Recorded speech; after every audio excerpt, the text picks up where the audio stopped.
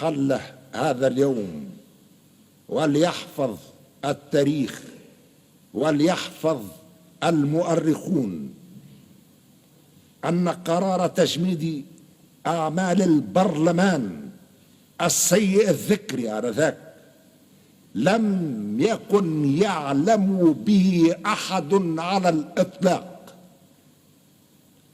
كما يدعي البعض، بل كان قراراً أملته المسؤولية الوطنية التاريخية.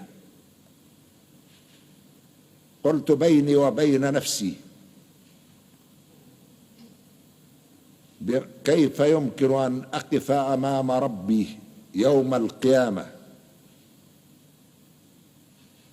وبماذا سأجيب؟ وكنت